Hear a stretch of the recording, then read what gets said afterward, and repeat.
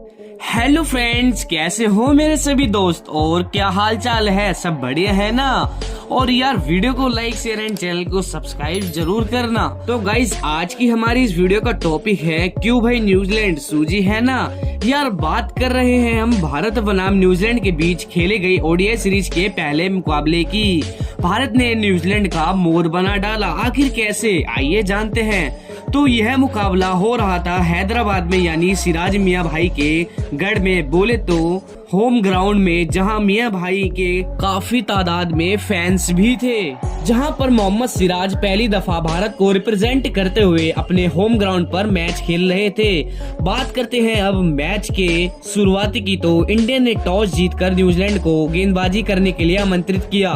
भारत की तरफ से बल्लेबाजी करने आए कप्तान रोहित शर्मा और शुभमन गिल, दोनों ने मिलकर वही काम किया जिसके लिए वो जाने जाते हैं और शुरुआत से ही न्यूजीलैंड पर हावी हुए दोनों बल्लेबाज। जहां रोहित शर्मा ने 13वें ओवर में टिगनर की पहली बॉल पर बड़ा शॉट मारने के चक्कर में कैच थमा बैठे अपनी, तो वहीं दूसरी ओर शुभमन गिल न्यूजीलैंड पर अग्रेसिव क्रिकेट खेल रहे थे। रोहित शर्मा के आउट होने के बाद बल्लेबाजी करने आए उप कप्तान विराट कोहली, वह भी कुछ खास नहीं कर पाए। जहां किंग कोहली 16वें ओवर की दूसरी बॉल पर मिचेल सैटनर के शिकार बन गए। मात्र 10 बॉलों पर 8 रन बनाए उप कप्तान विराट कोहली ने। अब बारी आती है ईशान किशन की। कोहली के बाद आज पहली बार मिडल ऑर्डर में खेलने आए, वो भी कुछ समय बाद ही वापसी डगआउट की ओर चल पड़े Ishan Kishan.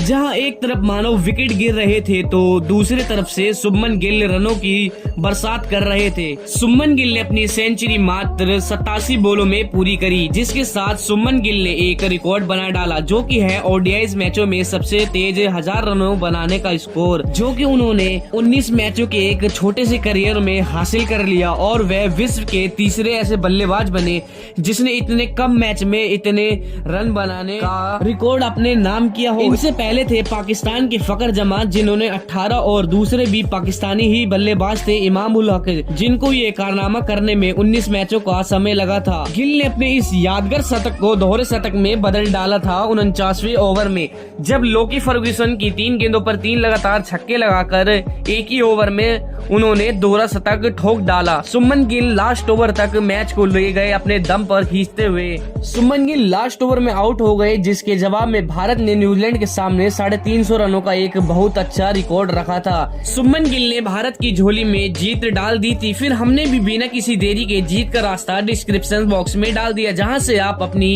Top 11 dangerous players की टीम बना सकते हैं बल्लेबाजी 11 के प्लेटफॉर्म से। जहां कम पैसों में अर्निंग ज्यादा होगी, वहीं अर्निंग फीस भी बहुत कम है और 5000 से भी ज्यादा का बोनस जीत सकते हैं। आप लोग तो ज्वाइन करो फटाफट हमारा टेलीग्राम चैनल और बिना किसी देरी किए अपने घातक 11 प्लेयर्स की टीम बनाओ। तो अब वापस से आ जाते हैं मैच पर, जहां न्यूजीलैंड को जीत के लिए 350 रनों की दरकार थी। न्यूजीलैंड की तरफ से बल्लेबाजी करने आए फिन एलन और उनका साथ देने आए थे डेविन कॉनवे जल्दी ही आउट हो गए 6वें ही ओवर में, जहां गेंदबाजी मोहम्मद सिराज कर रहे थे। 16 गेंदों पर महज 10 रन बनाकर पवेलियन की ओर चल पड़े डेविन कॉनवे। वहीं दूसरी तरफ बल्लेबाजी कर रहे फिन एलन ने हथियार टाले नहीं थे, वह दूसरी छोर से टीम इंडिया पर हावी हो रहे थे पूरी तरीके से। लेकिन फिन एलन अपनी हाफ सेंचुरी मारने से चूक गए थे। उन्होंने 39 गेंदों पर 40 रनों की एक बेहद शानदार पारी खेली थी। फिन एलन के बाद न्यूजीलैंड के विकेट्स गिरते जा रहे थे, जहां सैटनर ने दूसरा छोर संभाला हुआ था, तो वहीं उनका बखूबी साथ दिया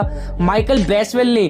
दोनों बाएं हाथ के बल्लेबाज तेज गति से खेलने लगे थे, क्योंकि आस्किंग रन रेट बहुत ज्यादा बढ़ गया था। उस समय न्यूजीलैंड को अग्रेसिव क्रिकेट खेलने की सख्त जरूरत थी, तो ब्रेसवेल और सैटनर, जिसमें दोनों खिलाड़ी सफल होते हुए दिखाई दे रहे थे। और यहाँ पर वही कहानी एक बार मेल खाती हुई दिखाई दे रही थी, जहाँ एक तरफ कुआं और दूसरी तरफ खाई। सैटनर से बचेंगे तो ब्रेसवेल करेंगे पिटाई वाला टीम इंडिया के साथ सीन हो रहा था, जहाँ ब्रेसवेल सबसे ज्यादा टीम इंडिया पर हावी होकर क्रिकेट खेल रहे थे। उन्होंने मात्र 57 बॉलों में अपना शतक पूरा किया और अपने करियर का दूसरा शतक वो सेटनर ने भी अपनी हाफ सेंचुरी पूरी करी मात्र 38 गेंदों पे, जहां भारत के हाथों से मैच फिसलता जा रहा था, जहां भारत को जीतने के लिए मात्र 3 विकेट की दरकार थी। कप्तान ने 46वें ओवर में गेंदबाजी का जिम्मा लोकल बॉय मोहम्मद सिराज को दिया, जहां पर उन्होंने ओवर की तीसरी बॉल पर एक घातक बाउंसर बॉल मारकर स्काई के हाथों कैच आउट करा दिया मिचेल सेटनर को। भारत को एक बहुत बड़ा ब्रेक थ्रू दिलाया, जिससे टीम इंडिया एक बार फिर से मैच में वापसी करती हुई दिखाई दे रही थी। लेकिन जीत अभी बहुत दूर होती हुई दिखाई दे रही थी, क्योंकि ब्रेसवेल आउट होने का नाम ही नहीं ले रहे थे।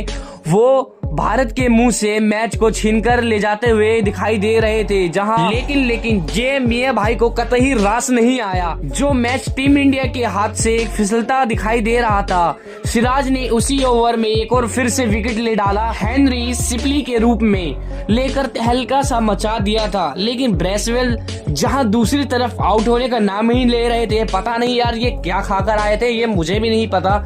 जहां न्यूजीलैंड को जीतने के लिए 24 गेंदों पर 56 रनों की जरूरत थी और भारत को 2 विकेट की जरूरत थी। 48वें ओवर में हार्दिक पांड्या ने फर्ग्यूसन के रूप में 9वीं विकेट टीम इंडिया को दिलाई। अब लास्ट ओवर में 6 बॉलों पर 20 रनों की दरकार थी न्यूजीलैंड को, और भारत को मात्र 1 विकेट की सख्त जरूरत थी। बल्लेबाज माइकल ब्रेसवेल, सामने थे गेंदबाज द लॉर्ड ठाकुर शार्दुल ठाकुर। पहली बॉल पर कड़ाकेदार छक्का मारा ब्रेसवेल ने, तो वहीं अगली गेंद पर शार्दुल ठाकुर ने न्यूजीलैंड को उनकी औकात दिखाई और एक शानदार जानदार ऑफ कटर यॉर्कर मारकर उनको उनकी नानी याद दिला दी और उनको भी पवेलियन का रास्ता दिखाते हुए ये साबित कर दिया कि मैं कौन हूँ और मुझसे बड़ा कोई नहीं। तो अब मुझे दीजिए इजाजत, मैं मिलता हूँ आपसे जल्दी नेक्स्ट वीडियो में, तब तक के लिए